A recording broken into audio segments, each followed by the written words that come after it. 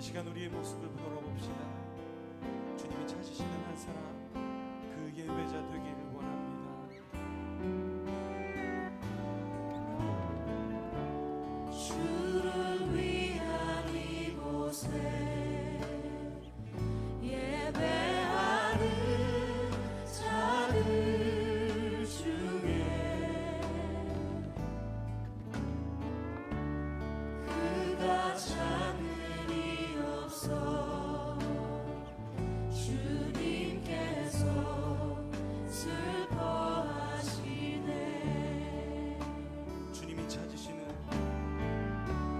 주님이 찾으시는 그 한 사람, 그 예배자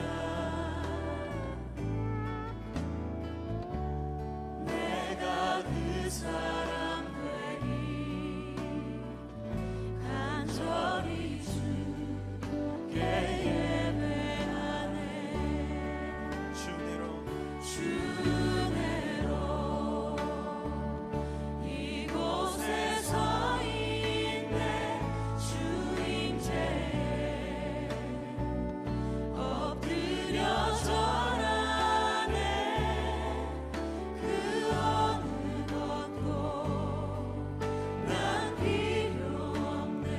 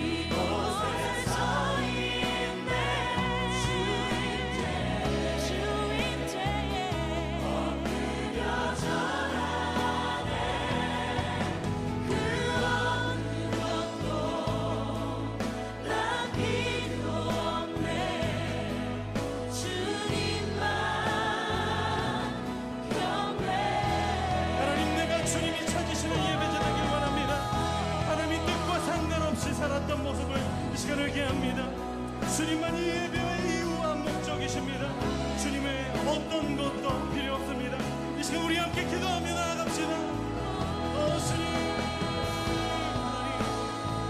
우리가 주님의 은혜로 서 있습니다. 하나님의 신실하신 오늘도 우리가 주님 앞에 서 있습니다. 하나님 우리의 모습 주님 다시 바라봅니다. 하나님 주님 앞에 서하며 하나님 처참하게 내 마음 무너질 수밖에 없는 주님 부르셔서 오늘도 인도하고 계시는데 하나님 그 위험 앞에 거룩하신 주님 앞에 우리가 겸손히 엎드려 주님만 예배합니다. 주님의 은혜로 오늘도 우리를 새롭게 하시는 주님, 그 완전하신 사랑, 오늘도 우리를 붙드신 주님을 찬양합니다.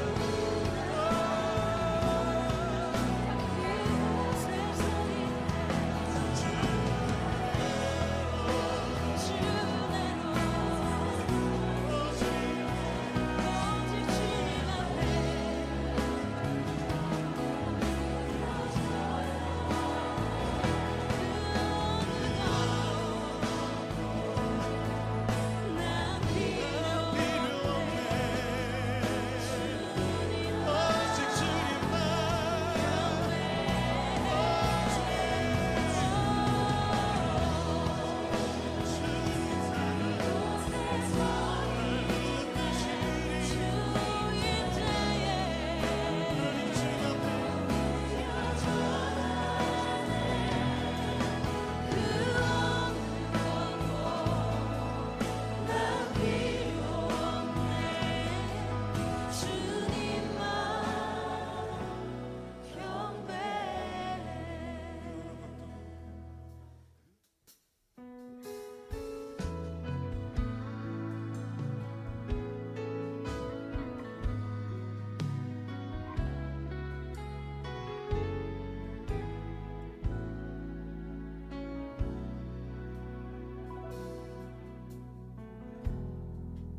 따스한 성령님 마음으로 보내 내 몸을 감싸며 주어지는 평안한 만족감을 느끼네.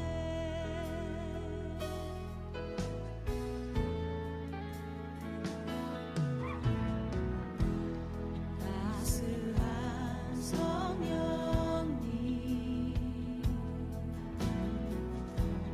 마음으로 보내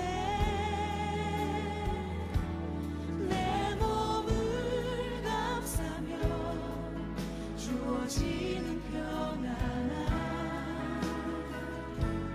만족감을 느끼네. 부르신 곳에서 나는 예배하네. 어떤 상황에도 나는 예배하네. 부르신 곳에서 나는 예배하네. 어떤 상황에도 나는 예배하네.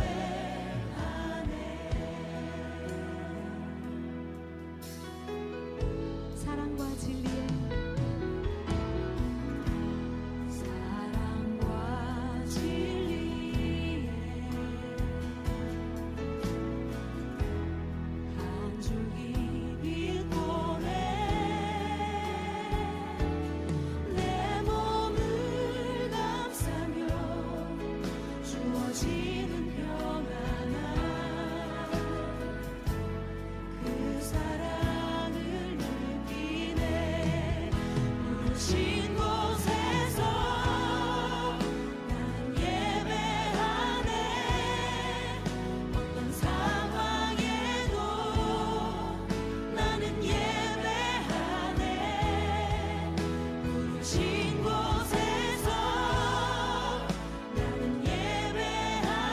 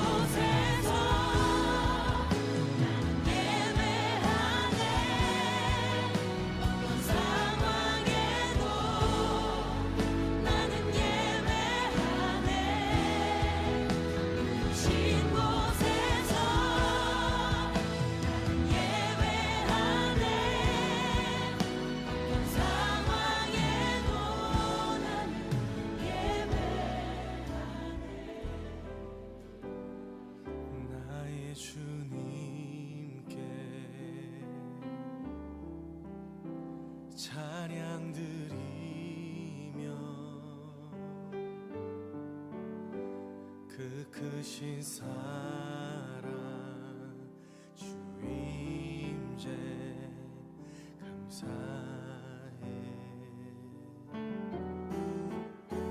어둠 속에 찾아오셔서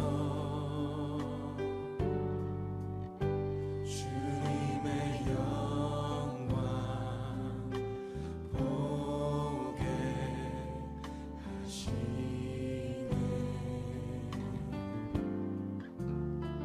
의심하는 나를 손 내밀어 잡아주시네. 두려움만 내려놓고 주 바라봅니다.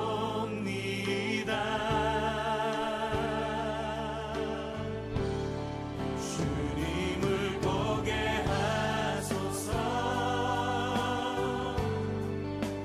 나를 붙드소서. 내 뜻과 내 생각 내려놓고.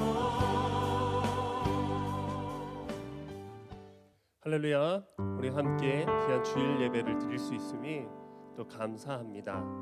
세상 사람들은 오늘 많은 사랑에 대해서 얘기하는 날입니다. 우리는 주님의 크고 놀라운 그 사랑만을 찬양할 것을 우리가 함께 결단하시면서 주님의 놀라우신 사랑을 함께 찬양하겠습니다.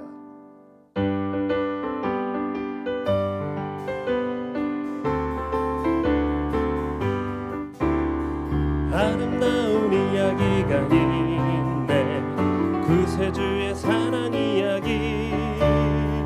영광스러운 천국 떠난 사랑. 나와 같은 죄인 구하려. 주님의 그 사랑은 정말 놀랍네. 놀랍네. 놀랍네. 오, 주님의 그 사랑 정말 놀랍네. 나를 위한 그 사랑. 넓고 넓은 우주 속에 있는 많고 많은 사람들 중에 구원받고 복받은 이도 주의 사랑받고 산다네. 주님의 그 사랑은 정말 놀랍네. 놀랍네. 놀랍네. 오, 주님의 그 사랑은 정말 놀랍네. 나를 위한 그 사랑. 사람들은 이해할 수 없네. 주를 보낸 하나님 사랑. 이 사랑이 나를 살게 하네. 갈보리의 구속의 사랑. 주님의 그 사랑은 정말 놀랍네. 놀랍네. 놀랍네. 오, 주님의 그 사랑은 정말 놀랍네. 나를 위한 그 사랑. 주님의 그 사랑은, 주님의 그 사랑은 정말 놀랍네. 놀랍네. 놀랍네. 오, 주님의 그 사랑은 놀랍네. 나를 위한 그 사랑. 변찮는 주님의 사랑과 거룩한 보혈의 공로를 우리 다 찬양을 합시다. 주님을 만나볼 때까지 예수는 우리를 깨끗게 하시는 주시니 그의 피 우리를 눈보다 더 이게 우리를 깨끗게 한 피는 무궁한 생명의 물일새 생명의 구원을 받은 자 하나님 찬양을 합시다.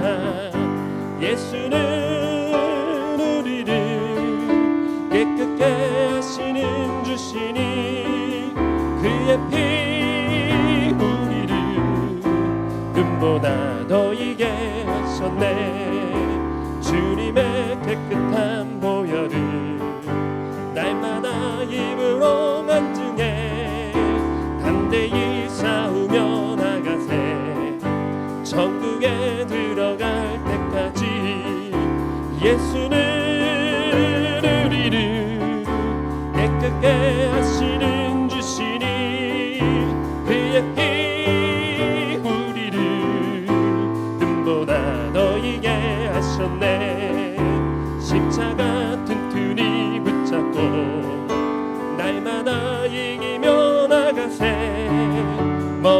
손에 멸류관 쓰고서 주 앞에 찬양할 때까지 예수는 우리를 깨끗게 하시는 주시니 그의 피 우리를 눈보다 더 이게 예수는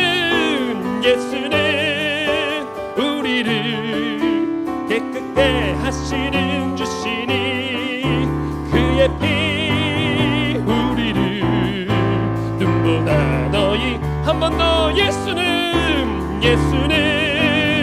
우리를 깨끗게 하시는 주시니 그의 피 우리를 눈보다 더 이게 하셨네. 아멘. 우리 하나님께 박수를 드립시다.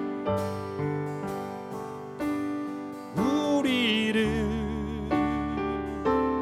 깨끗게 하시는 주시니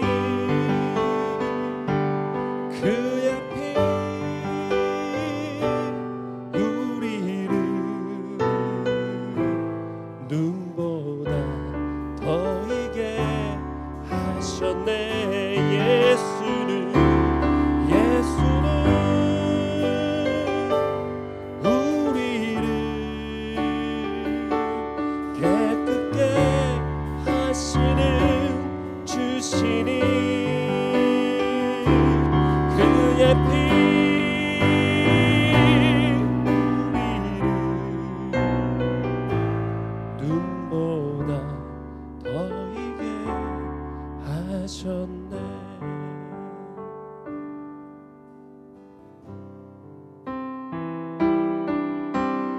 주 나의 모습 보네 상한 나의 맘 보시네. 주 나의 눈물 안에 홀로 울던 맘 아시네. 주 나의 모습 보네. 주 나의 모습 보네 상한 나의 맘 보시네. 주 나의 눈물 안에 홀로 울던 맘 아시네. 세상 소망 다 사라져가 주의 사랑은 끝이 없으니 살아가는 이 모든 순간이 주 은혜임을 나는 믿네. 주 사랑 내게 있네. 주 사랑 내게 있네. 그 사랑이 날 세우네. 주네 내게 있네. 그대로 날 세우네. 다시 한번 고백할까요? 주 사랑 내게 있네. 주 사랑 내게 있네. 그 사랑이 날 채우네. 주내 내게 있네. 그대로 날 세우네. 세상 소망 다 사라져가도 주의 사랑은 끝이 없으니 살아가는 이 모든 순간이 주 은혜임을 나는 믿네. 세상 소망 다 사라져도 세상 소망 다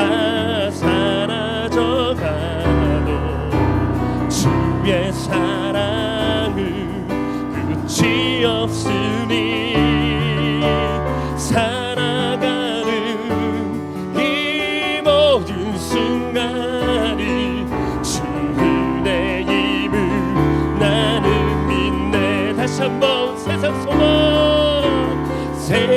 소망 다 사라져가도 주의 사랑은 끝이 없으니 살아가는 이 모든 순간이 주 은혜임을 나는 믿네.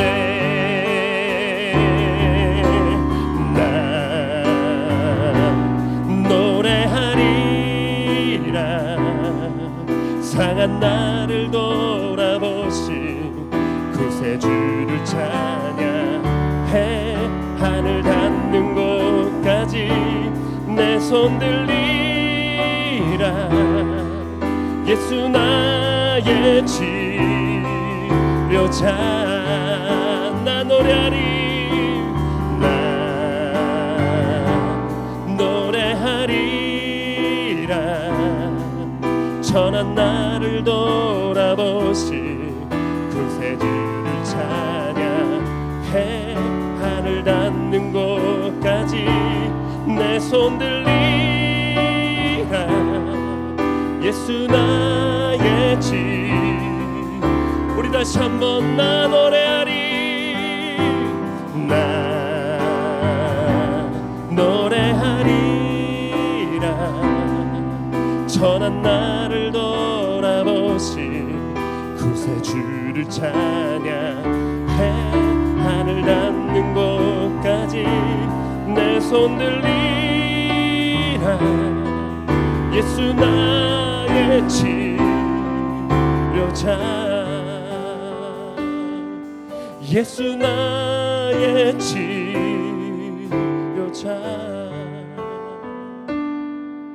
예수 나의 치료자.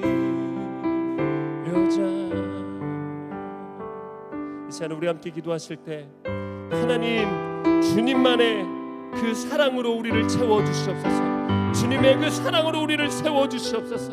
하나님 주님만 바라보기 원합니다. 우리의 삶 가운데 온전히 주님만을 예배하며 나가는 바로 이 시간 되게 달라고 우리 함께 기도하며 나가기를 원합니다. 기도하십시다. 하나님 감사합니다. 온전히 주님 찬양합니다. 온전히 주님만을 하나님 높입니다. 하나님 홀로 영광 받아 주시옵소서.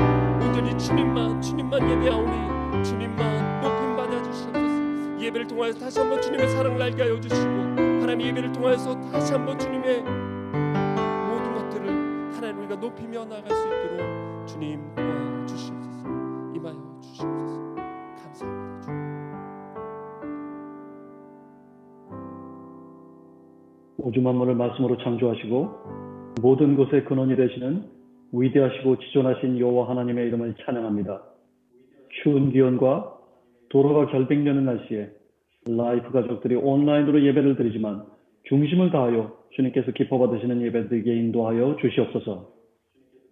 죄악으로 무뎌지고 감각 없는 자가 되어 자신을 방탕에 방임하였던 우리 한 사람 한 사람을 수렁에서 끌어내시고 사탄의 멍에에 빗장을 부수고 의인으로 바로 서게 하신 하나님의 은혜를 찬송합니다. 우리의 앉고 일어섬을 아시며 우리의 가는 길과 눕는 것을 살펴보시는 주님, 이번 주부터 시작되는 사순절을 기억하고 예수님의 오심과 그 고난과 구원의 은혜를 깊이 생각하며 믿음의 깊이를 더하는 시간 되도록 인도하여 주시옵소서. 계속 이어지는 성경 통독과 곧 시작되는 야고보서 성경 공부를 통하여 말씀을 알아가는 즐거움에 빠지는 라이프 모든 가족들 되도록 인도하여 주시옵소서.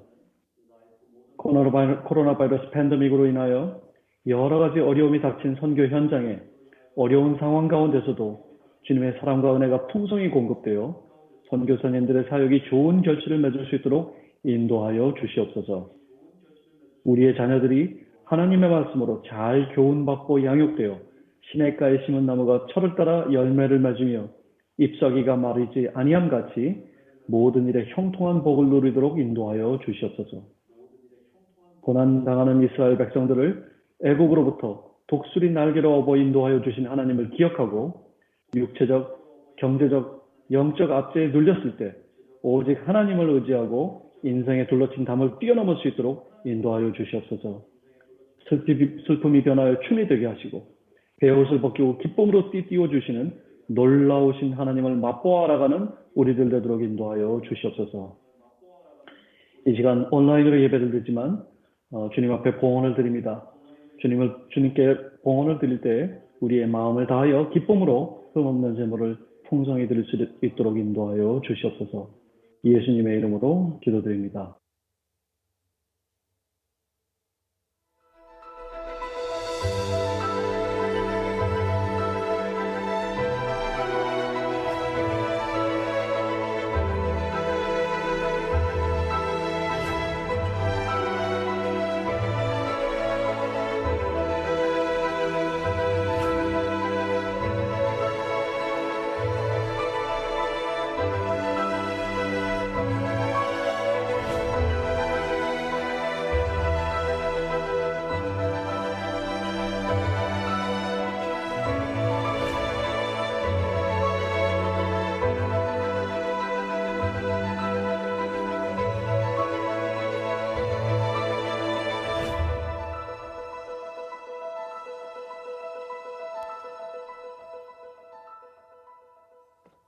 말씀이 중심이 되어 하나님과 이웃을 사랑하며 생명을 살리는 실천한 공동체 우리 라이프교회 예배에 오신 여러분을 주님의 이름으로 환영합니다.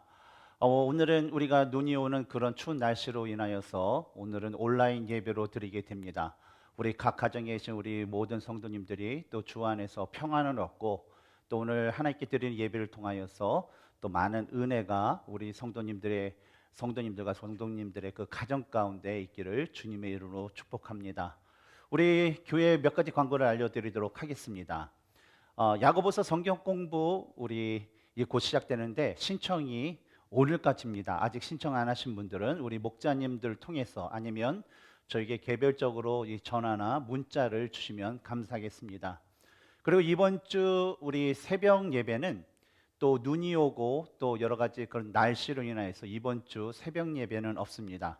이 점 참조해 주시고 계속적으로 우리 새벽 제단을 쌓으신 우리 성도님들의 경우에는 우리 각자 또 그 자리에서 또 가정에서 기도로서 또 교회와 또 가정과 하나님의 그 나라를 위해서 기도해 주시면 감사하겠습니다.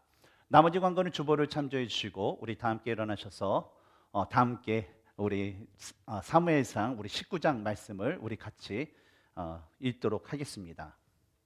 우리 천천히 1절서부터 24절까지의 말씀을 우리 같이 읽도록 하겠습니다. 사울이 그의 아들 요나단과 그의 모든 신하에게 다윗을 죽이라 말하였더니 사울의 아들 요나단이 다윗을 심히 좋아하므로 그가 다윗에게 말하여 이르되 내 아버지 사울이 너를 죽이기를 꾀하시느니라. 그러므로 이제 청하노니 아침에 조심하여 은밀한 곳에 숨어 있으라. 내가 나가서 내가 있는 들에서 내 아버지 곁에 서서 내 일을 내 아버지와 말하다가 무엇을 보면 내게 알려주리라 하고 요나단이 그의 아버지 사울에게 다윗을 칭찬하여 이르되 원하건대 왕은 신하 다윗에게 범죄하지 마옵소서. 그는 왕께 득죄하지 아니하였고 그가 왕께 행한 일은 심히 선함이이다. 그가 자기 생명을 아끼지 아니하고 블레셋 사람을 죽였고 여호와께서는 온 이스라엘을 위하여 큰 구원을 이루셨으므로 왕이 이를 보고 기뻐하셨거늘 어찌 까닭없이 다윗을 죽여 무죄한 제 피를 흘려 범죄하려 하시나이까. 사울이 요나단의 말을 듣고 맹세하되 여호와께서 살아계심을 두고 맹세하거니와 그가 죽임을 당하지 아니하리라. 요나단이 다윗을 불러 그 모든 일을 그에게 알리고 요나단이 그를 사울에게로 인도하니 그가 사울 앞에 전과 같이 있었더라.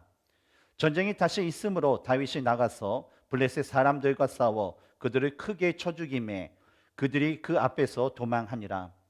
사울이 손에 단창을 가지고 그의 제비에 앉았을 때에 여호와께서 부리시는 악령이 사울에게 접하였으므로 다윗이 손으로 수금을 탈 때에 사울이 단창으로 다윗을 벽에 박으려 하였으나 그는 사울의 앞을 피하고 사울의 창은 벽에 박힌지라. 다윗이 그 밤에 도피하매 사울이 전령들을 다윗 집에 보내어 그를 지키다가 아침에 그를 죽이게 하려 한지라. 다윗의 아내 미갈이 다윗에게 말하여 이르되 당신이 이 밤에 당신의 생명을 구하지 아니하면 내일에는 죽임을 당하리라 하고 미갈이 다윗을 창에서 달려 내림에 그가 피하여 도망하니라. 미갈이 우상을 가져다가 침상에 누이고 염소털로 엮은 것을 그 머리에 씌우고 의복으로 그것을 덮었더니 사울이 전령들을 보내어 다윗을 잡으려 하매 미갈이 이르되 그가 병들었느니라. 사울이 또 전령들을 보내어 다윗을 보라 하며 이르되 그를 침상째 내게로 들고 오라. 내가 그를 죽이리라. 전령들이 들어가 본즉 침상에는 우상이 있고 염소털로 엮은 것이 그 머리에 있었더라. 사울이 미갈에게 이르되 너는 어찌하여 이처럼 나를 속여 내 제족을 노아 피하게 하였느냐. 미갈이 사울에게 대답하되 그가 내게 이르기를 나를 놓아 가게 하라. 어찌하여 나로 너를 죽이게 하겠느냐 하더이다 하니라. 다윗이 도피하여 라마로 가서 사무엘에게로 나아가서 사울이 자기에게 행한 일을 다 전하였고 다윗과 사무엘이 나리옷으로 가서 살았더라. 어떤 사람이 사울에게 전하여 이르되 다윗이 라마 나요스에 있더이다 하매 사울이 다윗을 잡으러 전령들을 보냈더니 그들이 선지자 무리가 예언하는 것과 사무엘이 그들이 수령으로 선 것을 볼 때에 하나님의 영이 사울의 전령들에게 임하매 그들도 예언을 한지라. 어떤 사람이 그것을 사울에게 알림해 사울이 다른 전령들을 보냈더니 그들도 예언을 함으로 사울이 세 번째로 다시 전령들을 보냈더니 그들도 예언을 한지라. 이에 사울도 라마로 가서 세구에 있는 큰 우물에 도착하여 물어 이르되 사무엘과 다윗이 어디 있느냐. 어떤 사람이 이르되 라마 나요스에 있나이다. 사울이 라마 나요스로 가니라. 하나님의 영이 그에게도 임하니 그가 라마 나요스에 이르기까지 걸어가며 예언을 하였으며 그가 또 그의 옷을 벗고 사무엘 앞에서 예언을 하며 하루 밤낮을 벗은 몸으로 누웠더라. 그러므로 속담에 이르기를 사울도 선지자 중에 있느냐 하니라. 아멘. 예일대학의 심리학 교수인 살로비 박사에 의하면 미국에서 생기는 그 범죄의 20%가 바로 질투 때문에 생긴다라고 말을 하였습니다. 왜냐하면 이 질투라는 것이 한번 사람의 마음에 박히게 되면 계속적으로 분노와 어떤 감정을 격하게 만들기 때문에 마치 몸에 그 작은 암세포가 온몸을 병들게 하는 것처럼 질투는 바로 무서운 범죄 행위를 계속적으로 하게끔 하는 바로 암적인 요인이 되기 때문이라 말씀합니다. 그런데 이 질투가 갖고 있는 이 특징 중에 하나가 바로 자기와 관계없는 사람에 대해서는요 절대 거의 질투를 하지 않는다라고 합니다. 예를 들어서 옷가게를 하는 사람이 어떤 농부가 농사를 하여서 큰 돈을 번 것에 대해서 질투하지 않고 어떤 회사원이 동네에 있는 그 식료품점이 잘 되어서 돈을 번다고 해서 질투하지 않는다라는 것입니다. 그러나 같은 분야에서 경쟁 관계에 있을 때는요 그 사이에는 질투가 일어난다라고 합니다. 그리고 특히 이 질투의 그 불길이 아주 가까운 인과관계 속에서 작용하기 시작하면 더 그 불꽃이 사나워진다라고 합니다. 우리가 나누고 있는 사울과 다윗의 그 관계를 보면 다윗이 그 베들레헴이라는 그 시골에서 목동이었을 때는요 이 사울과 아무런 그 갈등의 관계가 없었습니다. 그러나 다윗이 왕으로서의 기름 부음을 받고 골리앗과의 그 싸움에서 승리하여 왕의 면모를 서서히 드러내기 시작하면서 이 사울과의 갈등이 시작되었습니다. 사무엘상에 나오는 이러한 갈등의 그 내면을 보면요 사실 실제적으로는 악령이 사울이 가진 그 질투를 더욱더 크게 만들어 다윗을 죽이려는 마음을 그에게 주고 또 그로 하여금 다윗을 죽이게 하는 그 행동을 하게 한 것을 우리는 볼 수가 있습니다. 그러나 그럼에도 불구하고 하나님께서는요 이 다윗과 함께 하시면서 사울이 주는 그 모든 위협으로부터 그의 삶을 인도해 주셨습니다. 오늘날 우리가 살아가는 이 세상에서도요 하나님은 동일하게 역사하십니다. 하나님께서는요 하나님을 하나님으로 믿고 섬기며 살아가는 우리들을 모든 상황 속에서 지켜주시고 인도해 줄 줄 믿습니다. 오늘 본문의 말씀에서도 계속적인 그 사울의 살해 위협 가운데서도 다윗과 함께 하시며 역사하시는 그 하나님의 모습을 볼 수가 있습니다. 저는 오늘 이 시간 함께 여러분과 말씀을 나누면서 오늘날 우리가 겪을 수 있는 고난 속에서도 역사시 그 하나님의 모습을 우리가 발견하고 그 하나님을 다시 한번 우리들의 마음에 새길 수 있는 귀한 시간이 되기를 주님의 이름으로 축원합니다. 첫 번째로 우리가 믿는 하나님은요, 위기의 순간마다 자신의 그 백성을 지키시는 분이십니다. 오늘의 본문의 말씀에서도 계속해서 다윗을 죽이려는 이 사울의 모습을 우리는 볼 수가 있습니다. 첫 번째로 어떤 모습입니까? 바로 자신의 그 측근들에게 다윗을 죽이라 라는 그런 사울의 모습이 나옵니다. 사울은요, 이 다윗을 죽이기 위해서 단둘이 있을 때에 그에게 창을 던져보기도 하였고, 자신의 딸을 그의 아내로 주겠다는 핑계로 일부러 다윗으로 하여금 블레셋과 싸우게 하여서 죽이고자 하였어요. 하지만 매번 하나님의 영이 다윗과 함께 하심으로 사울의 계획이 모두 어떻게 됐습니까? 실패하게 되었습니다. 그리고 이제는 더 이상 자신의 힘만으로는 이 다윗을 죽이는 것이 불가능하다라는 그 판단이 들자 1절에서 사울이 그의 아들 요나단과 그의 모든 신하에게 다윗을 죽이라 말하였더니 라는 그 말씀처럼 이 아들 요나단을 비롯하여서 자신을 따르는 아주 측근의 그런 사람들을 불러놓고 다윗을 죽이라 라는 그 살해 명령을 내리게 됩니다. 그러나 다윗을 자신의 생명처럼 여기며 사랑했던 그 요나단이 이 다윗을 구하고자 자신의 그 목숨을 걸고 아버지께 나아가 오늘 본문의 4절과 5절에서 다윗을 죽이지 말아야 할 세 가지의 그 이유에 대해서 말씀해 줍니다.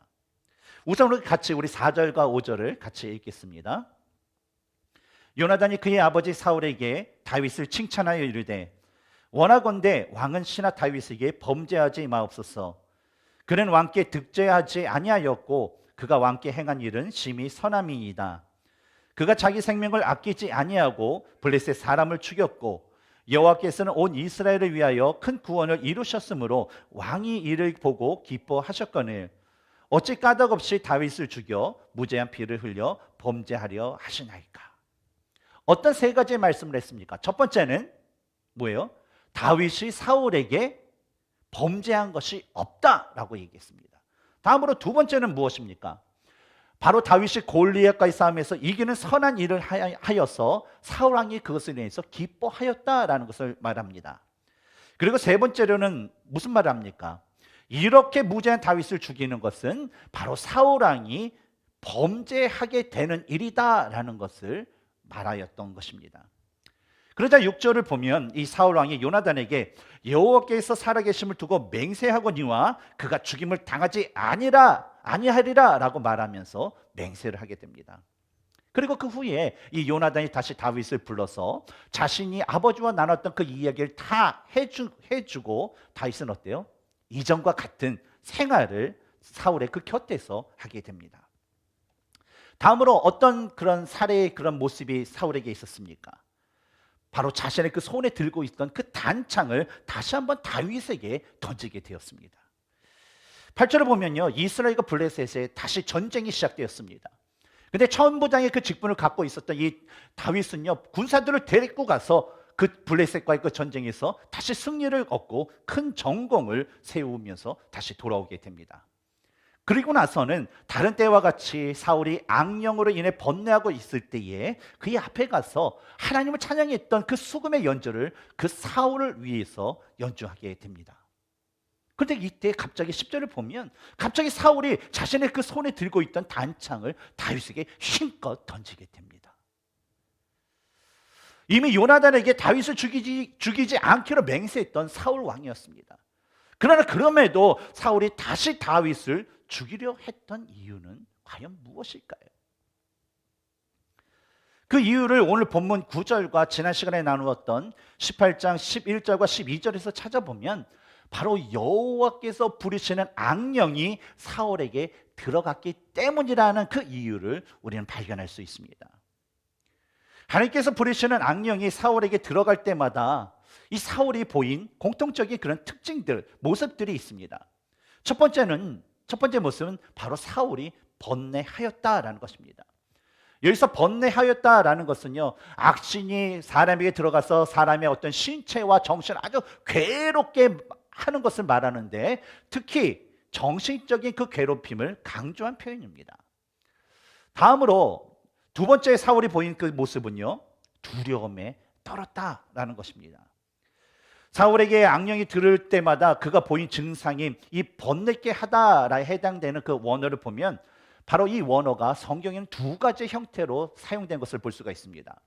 하나는 악한 영들과 관련돼서 이 단어가 쓰여질 때 있는 것으로 바로 사울에게 들어간 악령처럼 사람들에게 아주 고뇌와 아주 극한 공포심을 주어서 두렵게 한다라는 것이죠. 그리고 다른 하나는 이 단어가 하나님과 관련돼서 사용되는 것으로 바로 사람들이 하나님을 대면할 때나 하나님의 그 천사를 대면하였을 때 갖는 그 두려움을 이야기합니다. 근데 우리는 이러한 두려움을 뭐라고 하죠? 바로 경외, 하나님을 경외하다라고 우리는 이야기를 하죠.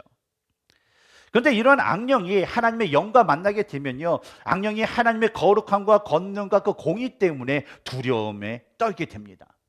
예를 들어서 마가복음 5장을 보면요, 이 군대 귀신 들린 자의 그런 이야기가 나옵니다. 어느 귀신 들린 자가 무덤 사이에서 지내면서요, 그냥 밤낮으로 그냥 무덤 사이에서나 어떤 산에서나 큰 소리를 지르고 또 때로는 돌로 자신의 몸을 계속 해하는 그런 행위를 하게 됩니다. 한번 생각해 보세요. 이 밤낮으로 큰 소리를 지르고 다니는 사람들이 견뎌내겠습니까? 너무나도 힘들어요. 또한 스스로 몸을 해치는 행동을 하기 때문에 사람들이 그 모습을 볼 때마다 너무나도 고통스러웠다는 거예요. 그래서 이런 행동을 하지 못하도록 그에게 고랑을 채우고 쇠사슬로 묶었지만 어때요? 그 안에 있는 그 귀신의 힘으로 그가 여러 번 쇠사슬을 끊고 또 그 고랑을 깨트리는 그런 일을 하게 됩니다.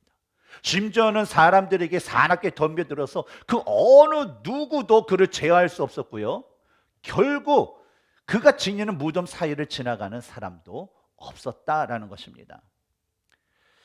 그런데 예수님께서 그것을 지나가자 귀신 들린 자가 예수님을 보고 달려와 절을 하게 됩니다. 그리고 7절에서 하는 말이 큰 소리로 부르짖어 이르되 지극히 높으신 하나님의 아들 예수여, 나와 당신이 무슨 관계가 있나이까? 원하건대 하나님 앞에 맹세하고 나를 괴롭히지 마옵소서라는 그런 말이었습니다. 뭡니까? 바로 하나님이신 예수님을요, 그가 알고 그가 하나님이시라는 것을 알고서 그는 두려워했다라는 거예요. 마찬가지로 하나님이 부르시는 악령이 들어간 사울은요, 하나님의 영이 함께하는 이 다윗을 두려워할 수밖에 없었던 것입니다. 근데 여러분, 우리가 기억해야 할 것은요, 사탄은요 하나님의 그 통제 아래에 있지만 항상 거짓을 통해서 하나님의 사람들을 그 멸망의 길로 인도하려는 그런 악한 습성을 갖고 있다라는 것입니다. 우선 이런 악한 행위에 대한 말씀이 담긴 우리 고린도후서 11장 12절부터 15절의 말씀을 우리 다 함께 한번 읽어볼까요? 시작. 나는 내가 해온 그대로 앞으로도 하리니 기회를 찾는 자들이 그 자랑하는 일로 우리와 같이 인정받으려는 그 기회를 끊으려 함이라. 그런 사람들은 거짓 사도요 속이는 일꾼이니 자기를 그리스도의 사도로 가장하는 자들이니라. 이것은 이상한 일이 아니니라. 사탄도 자기를 광명의 천사로 가장하나니 그러므로 사탄의 일꾼들도 자기를 의의 일꾼으로 가장하는 것이 또한 대단한 일이 아니니라. 그들의 마지막은 그 행위대로 되리라. 오늘날에도요, 사탄은요 하나님을 하나님으로 온전히 섬기려고 노력하는 우리들을요 계속적으로 멸망의 길로 인도하기 위해서요 자신의 일꾼들을 하나님의 일꾼들로 가장시켜서 공격을 합니다. 사탄이 가장 잘 사용하는 그 방법들 중에 대표적인 것은 무엇이 있겠습니까?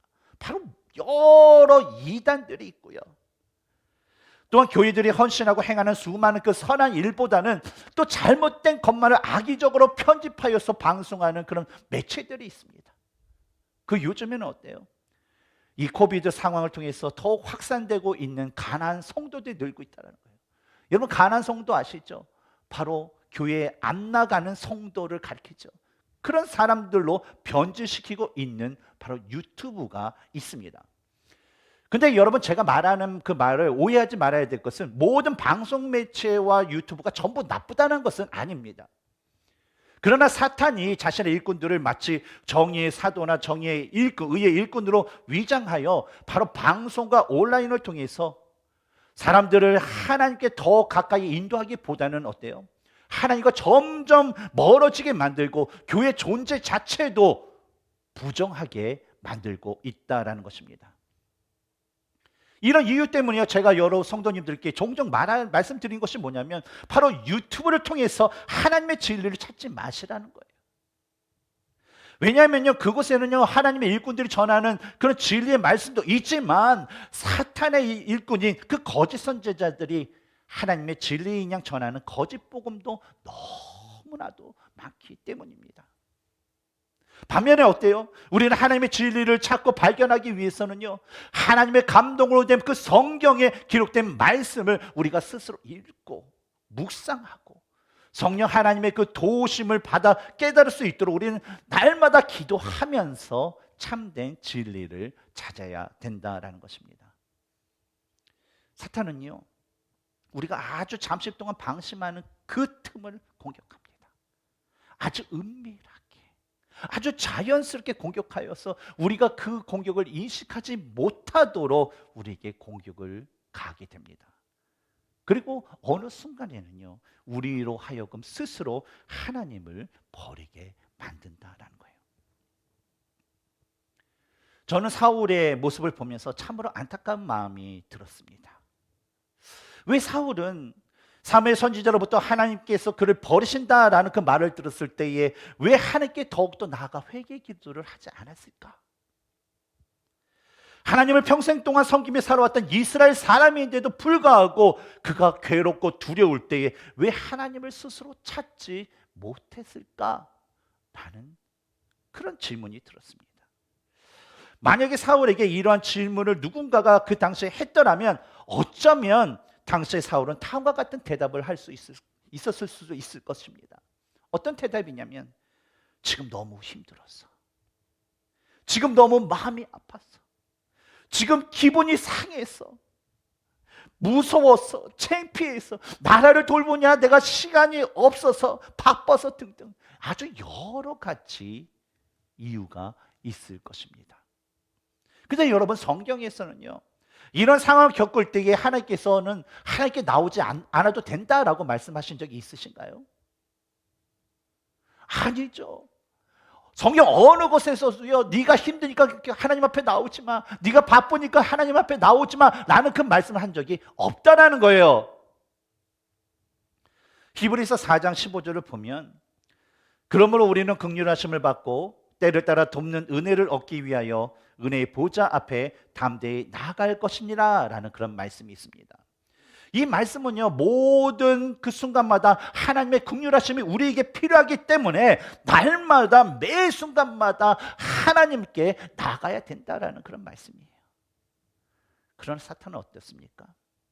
야 너무 힘들면, 너무 아프면, 너무 기분이 상하면, 바쁘면 등등 그런 모든 그 수많은 이유들에 대해서 야 괜찮아, 네가 힘들면 예배 드리지 않아도 돼, 네가 바쁘면 기도하지 않아도 돼, 야 네가 기분이 별로 좋지 않으면 아유 하나님 말씀 안 읽어도 돼 라고 말하면서 아주 마음이 너그러운 것처럼 사람들을 미혹하게 됩니다. 혹시 여러분들은요 그 모든 상황 속에서도 특히 어려운 상황 가운데 어떠한 음성에 순종하며 살아가고 계시나요? 제가 히브리서 4장 15절과 16절 말씀을요 다시 세 번역으로 읽도록 하겠습니다. 우리의 대제사장은 우리의 연약함을 동정하지 못하시는 분이 아닙니다. 그는 모든 점에서 우리와 마찬가지로 시험을 받으셨지만 죄는 없으십니다. 그러므로 우리는 담대하게 은혜의 보좌로 나아갑시다. 그래야 우리가 자비를 받고 은혜를 입어서 제때에 주시는 도움을 받도록 합시다. 우리를 유혹하는 악한 영들의 그 유혹이 아닌 바로 하나님의 말씀대로 우리를 이끄시는 그 성령님의 인도하심을 따라 살아가시는 모든 성도님들이 되시기를 주님의 이름으로 축복합니다. 두 번째로 우리가 믿는 하나님은요 위기 순간에 우리의 제약된 모습도 드러내시는 분이라는 겁니다. 하나님이 부리시는 악령이 사울에게 접하자 사울은요 자신의 앞에서 수금을 연주하던 그 다윗에게 자신의 그 단창을 던지게 됩니다. 이로 인해 다윗은요 밤에 급히 집으로 도피하게 되고 사울은 이 다윗을 잡고자 그의 전령들을 다윗의 집으로 보내게 됩니다. 어떻습니까? 상황이 너무나도 급박해요. 너무나도 아주 위기가 아주 가득한 그런 순간이었습니다. 그리고 갑자기 집으로 뛰어 들어온 그 다윗을 통해 모든 상황을 들은 이 아내 미갈은요 바로 다윗이 창밖으로 달아날 수 있도록 돕게 됩니다. 그리고 다윗은 바로 사무엘 선지자가 살고 있는 라마 나요스로 피하게 되죠. 그런데 이런 내용이 담겨져 있는 오늘 본문의 13절에서 16절 말씀을 보면요 조금 의문이 드는 그런 장면이 나오게 됩니다. 우리 함께 무엇이 의문인지를 우리가 퀘스천을 우리가 갖고서 다 같이 한번 말씀을 읽어보도록 하겠습니다. 시작. 미갈이 우상을 가져다가 침상에 누이고 염소털로 엮은 것을 그 머리에 씌우고 의복으로 그것을 덮었더니 사울이 전령들을 보내어 다윗을 잡으려 하매 미갈이 이르되 그가 병들었느니라. 사울이 또 전령들을 보내어 다윗을 보라 하며 이르되 그를 침상째 내게로 들고 오라. 내가 그를 죽이리라. 전령들이 들어가 본즉 침상에는 우상이 있고 염소털로 엮은 것이 그 머리에 있었더라. 여러분 이 13절에서부터 16절까지 그 말씀을 읽으면서 혹시 좀 이상한 점을 혹시 발견하신 분 계신가요? 뭐가 있죠? 좀 이상한 장면? 다윗을 피신시키기 위해 미갈이 침대 위에 누워서 다윗을 위장시킨 것이 뭐라고 합니까? 바로 우상이었다라는 거예요. 미갈은요 하나님께서 자신의 나라로 세우시길 원하시는 그 이스라엘이라는 그 나라의 첫 번째 왕으로 세운 그 사울의 딸이었습니다. 그럼에도 불구하고요 그녀는요 남편 다윗도 모르게 아주 은밀히 우상을 섬기고 있었던 거예요. 그런데 우리가 잠시 생각해 볼 것은 미갈이 왜 이 우상을 가지고 있었을까라는 그런 질문을 우린 가질 필요가 있습니다. 미갈이 가지고 있었다는 이 우상에 대한 그 원어를 보면요 일반적인 그런 우상을 가리키는 것이 아니라 바로 드라빔이라는 그 우상을, 그 특별한 우상을 가리키는 것을 우리는 볼 수가 있습니다. 근데 여러분 드라빔 하면 누가 생각납니까? 드라빔 바로 창세기 31장에 나오는 야곱이 가장 사랑했던 아내, 그의 이름은 라헬. 근데 라헬이 아버지 집에서 떠날 때에 아버지로부터 훔쳤던 그 우상이 바로 드라빔이었다라는 거예요. 근데 뭐예요? 야곱을 비롯해서 아무도 모르게 그것을 훔쳐서 자기의 안장에 넣었던 물건이 바로 이 드라빔이라는 우상입니다. 물론 지금은 사이즈가 달라졌죠. 라헬이 가진 거는 조그만 거지만 어떻습니까? 이 미갈이 가지고 있는 것은 다윗의 몸만한 큰 드라빔이었다는 것이죠.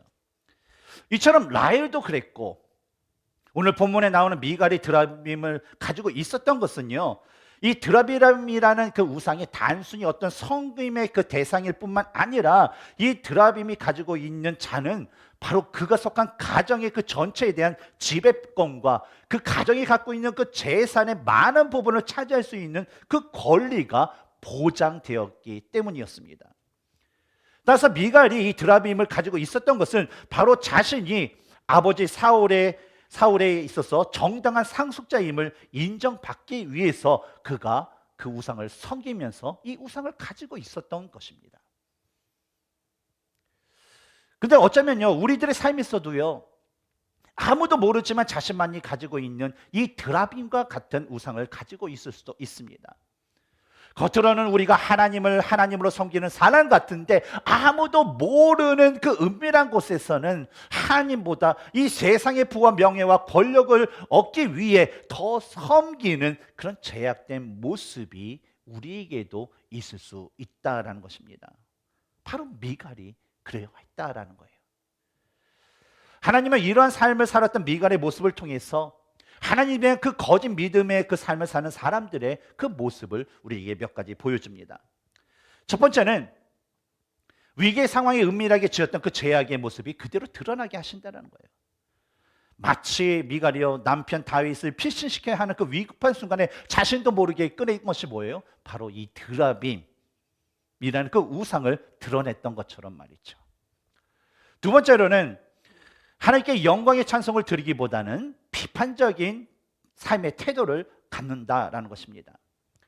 계속 이어지는 이 미갈에 대한 내용을 보면 사무엘하 6장에 나옵니다. 사무엘하 6장을 보면 하나님의 언약궤가 이 다윗성에 들어오는 것을 보고 다윗이 너무나도 기뻐서 그 하나님 앞에서 뛰놀며 춤추는 그런 다윗의 이야기가 나옵니다. 근데 너무나도 기뻐서 막 뛰고 막 춤추며 하다 보니까 어때요?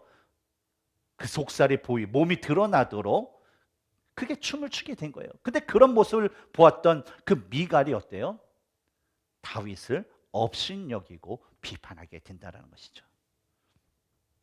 마찬가지로 거짓된 믿음을 가진 사람들은요, 오늘날에도 그리스도의 몸된 교회를 온전히 세우고 하나님께 주신 그 복음의 사명을 이루기에 행하는 그 모든 사역들에 대해서 바로 세상의 그 시각으로 바라보고 그것을 비판하고 그리하여서 사람들의 그 마음을 상하게 하고 아프게 만들어서 하나가 되는 이 공동체를 파괴하는 그런 악행을 저지르고 있다라는 것이죠. 다음으로 세 번째로 이 거짓 믿음을 가진 사람들의 그런 모습은 바로 하나님의 심판을 받게 된다는 것입니다. 사무엘하 6장 23절을 보면 그러므로 사울의 딸 미갈이 죽는 날까지 그에게 자식이 없으니라 라는 그런 말씀이 나옵니다. 바로 하나님을 위한 일에 기뻐하기보다는 오히려 세상의 시각을 가지고 비판하는 자들에게는 하나님께서는 그들의 행위에 합당한 심판을 반드시 주신다라는 거예요. 그러므로 우리는요, 누가복음 6장 45절에서 예수님께서 선한 사람은 마음에 쌓은 선에서 선을 내고 악한 자는 그 쌓은 악에서 악을 내나니 이는 마음에 가득한 것을 입으로 말함이니라 라고 말씀하신 것처럼 누가 언제 어디서 우리들의 그 모습을 보든지 우리들의 모습이 하나님께 영광을 돌릴 수 있는 모습을 가질 수 있도록 우리는 힘써 노력해야 될 줄 믿습니다. 다음으로 세 번째로 하나님은요, 위기의 순간에 우리에게 회복의 기회를 주시는 분이십니다. 다윗이 라마 나요스로 피신한 것을 들은 이 사울은요, 자신의 그 전령들을 보내어서 다윗을 잡아오게 하였습니다. 근데 이 라마 나요스라는 곳은요, 어떤 곳입니까? 바로 사무엘 선지자의 고향이자 선지자들이 모여서 예언을 했던 곳이었고, 바로 사무엘 선지자가 그 예언자들의 지도자로 있었던 곳이었습니다. 근데 사울의 전령들이 그 라마 나요스에 도착하자마자 아주 이상한 일들이 계속적으로 벌어지게 되는 것을 볼 수가 있어요. 어떤 모습입니까? 첫 번째로 먼저 우리 20절을 보면요, 사울의 전령들이 그곳에 도착하자 어때요? 하나님의 영이 그 전령들이 임하여서 그들이 동일한 예언을 하게 하는 일이 생기게 되었어요. 또는 어떻습니까? 두 번째로 21절을 보면 사울이 먼저 간 그 전령들이 잡아오라는 다윗은 잡진 않고 함께 그들과 예언한다는 그 소식을 듣고 또 다른 전령들을 보내게 됩니다. 근데 어떤 일이 벌어지게 돼요? 그들 역시 하나님의 영으로 인해서 예언을 하게 돼요. 계속 보내는 전령마다 자기가 원하는 그 다윗을 잡아오기는커녕 계속해서 그곳에서 하나님의 영 때문에 무슨 일인지 모르지만 계속적으로 예언하는 그런 상황이 벌어지자 이번에는 22절과 23절을 보면 사울 왕이 직접 라마 나요스로 가게 됩니다. 그런데 어떤 일이 벌어져요? 사울 역시 하나님의 영이 그에게 임하여서 그가 계속 그 가는 길 과정 가운데 계속 예언을 하게 돼요. 그리고 이러한 상황에 대해서 24절에서는 그가 또 그의 옷을 벗고 사무엘 앞에서 예언을 하며 하루 밤낮을 벗은 몸으로 누웠더라 라고 말씀합니다. 여기서 옷을 벗은 몸이다라는 것은 사울이 아주 빨개 벗었다라는 그런 말이 아니라 바로 왕으로서 입었던 자신의 그 겉옷을 벗었다라는 그런 의미입니다. 하나님께서 사울로 하여금 겉옷을 벗고 예언을 하게 하신 것을 그런 이유를 찾아보면 우리는 두 가지를 찾아볼 수가 있어요. 첫 번째는 사울에게 회개할 수 있는 마지막 기회를 주기 위함이었습니다. 사무엘상 19장 24절에 나오는 이 사울의 모습은요, 우리가 성경을 찾아보면 사무엘 선지자로부터 그가 왕의 기름을 받은 후에 그곳에 있었던 선지자들과 함께 예언했던 바로 사무엘상 10장 10절의 모습과 아주 비슷합니다. 바로 하나님께서 사울에게 그가 처음 이스라엘 왕으로 세워질 당시의 상황을 다시 한번 경험하게 함으로 인해서요, 그가 하나님께 얼마나 잘못됐고 제약된 것인지를 깨닫고 회개하여서 그가 다시 하나님의 사람으로 돌아오기를 바라셨던 거예요. 그리고 두 번째 이유는 사울에 대한 최종적인 심판의 결과에 대해서 암시적으로 보여주기 위함이었습니다. 24절에서 사울이 겉옷을 벗고 하루 밤낮을 벗은 몸으로 누웠더라 라는 그 말은요, 회개하지 않는 그 사울의 왕권이 이제는 하나님에 의해서 박탈당할 것을 바로 그의 옷을 벗음이라는 그런 상징적인 것으로 바로 보여주고자 하셨던 것입니다. 사울은요, 하나님께서 주신 이러한 영적인 체험을 직접 경험하고 또 자신의 눈으로 보고 자신의 귀로도 들었습니다. 하지만 하나님께 대한 자신의 죄를 회개하지 않자 사울은 어때요? 자신이 직접 경험하고 보고 들어도 결국은 알지 못한 채 그는 결국 비참한 최후를 맞이함으로써 역사 가운데 사라지게 됩니다. 이 세상을 살아가는 모든 사람에게는요, 여러 가지 고난과 그 위기의 순간이 있습니다. 그러나 사람마다 그 순간을 통해서 얻는 그 결과는 전혀 다릅니다. 어떤 사람은 고난과 위기의 순간을 통해서 절망이라는 것을 얻지만 어떤 사람은 그 고난과 위기의 순간에 하나님을 경험함으로 하나님께 대한 그 소망을 얻게 됩니다. 우리 그리스도인들의 삶에는요, 믿음으로 인하여 당하는 그 고난과 어려움이 있습니다. 그러나 이러한 고난과 어려움도요, 나의 삶 가운데 하나님께서 함께 하신다는 것에 대한 믿음이 있을 때에 오히려 그 고난과 어려움은 바로 하나님께 대한 희망과 행복한 삶으로 변하게 됩니다. 왜냐하면 우리 자신을 볼 때는 연약한 밖에 우리는 볼 수 없지만 우리가 하나님을 바라볼 때에 바로 하나님께서는 우리에게 자신의 능력을 부어주셔서 우리를 강하게 해주시기 때문입니다. 하나님을 하나님으로 온전히 믿고 섬기는 그런 삶을 사시길 바랍니다.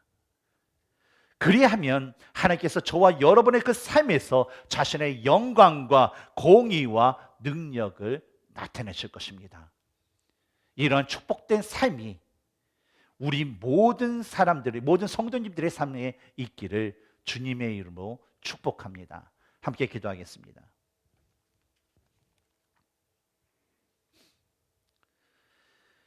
이 시간 함께 기도하실 때에 우리의 모습을 주님 앞에 내려놓고 우리가 주님께서 주신 은혜에 합당한 삶을 살고 있는지, 아니면 여전히 그 하나님의 뜻보다도 나의 유익을 위해서 살아가는 모습은 없는지 한번 살펴보기를 원합니다. 특히 우리에게 막닥뜨린 여러 가지 고난과 어려움 가운데 우리는 하나님을 과연 의지하고 있는지, 그런 모습이 과연 우리에게 얼마나 있는지를 한번 살펴보기를 원합니다. 하나님께서는 고난과 역경 가운데 우리와 함께 하시기 원합니다. 그런데 그 순간에 우리의 반응이 중요합니다. 우리가 더욱더 하나님을 마음에 새기고 하나님께서 우리의 삶 가운데 역사하시기를 우리 간절히 소원하면서, 성령 하나님, 내가 주님의 뜻 가운데 온전히 거할 수 있는 주님의 백성 자녀가 되게 해주십시오. 이런 소망으로 우리 함께 기도하며 나가겠습니다. 기도하시겠습니다. 사랑의 봉사하신 아버지 하나님, 우리 삶 가운데 주님의 그 온전한 역사를 우리에게 보여주시옵소서. 우리가 더욱더 주님을 바라보며 주님의 그 뜻 가운데 온전히 거할 수 있도록 도와주시옵소서. 우리가 이 세상에서 얻는 그 고난 가운데서도 우리와 함께 하시는 그 하나님을 우리가 절대적으로 믿고 그 하나님을 가슴속에 새기며, 이 세상이 우리에게 고난을 줄지라도 주님으로 인하여서 우리 마음 가운데 기쁨과 주님을 향한 그 소망의 삶이 우리 삶 가운데 넘쳐날 수 있도록 도와주시옵소서. 우리가 보이는 것에만 우리 집중하는 것이 아니라 보이지 않는 그 위대한 하나님을 바라보면서 그 하나님을 아버지 의지하면서 그분과 동행하는 삶을 삼할 수 있도록 도와주시옵소서. 그리하여서 이 세상 가운데서도 주님의 영광 나타내고, 또 주님의 영광이, 주님의 그 공의가, 주님의 그런 역사심이 우리 삶 가운데 흘러나올 수 있도록 주님 은혜 베풀어 주시옵소서. 사랑의 주님, 언제나 우리와 함께 하시기를 원하시는 그 주님께 찬양과 감사를 드립니다. 아버지 하나님, 우리의 삶 가운데, 우리가 고난 가운데서도 언제나 우리와 함께 하시고 그 모든 상황을 통치하시고 다스리시는 그 주님을 우리가 온전히 신뢰하면서 우리 가슴 속에 우리가 새기고 주님 온전히 믿음에서 나갈 수 있는 주님의 백성 자녀 되게 하여 주시옵소서. 고난 가운데 세상을 바라보는 것이 아니라 고난 속에서도 또 우리가 좋은 상황 가운데서도 언제든지 항상 주님만을 바라보며 주님의 뜻을 구하며 주님의 뜻대로 살아가게 힘쓸 수 있는 우리 모두가 될 수 있도록 도와주시옵소서. 지금은 우리 주 예수 그리스도의 은혜와 아버지 하나님의 사랑과 성령 하나님의 교통하심이 모든 상황 가운데서도 하나님을 바라보며 하나님의 그 동행하심을 신뢰하고 의지하고 소망하면서 주님의 영광 나타나기를 다짐하는 라이프교회 모든 성도들에게 있기를 간절히 축원하옵나이다. 아멘.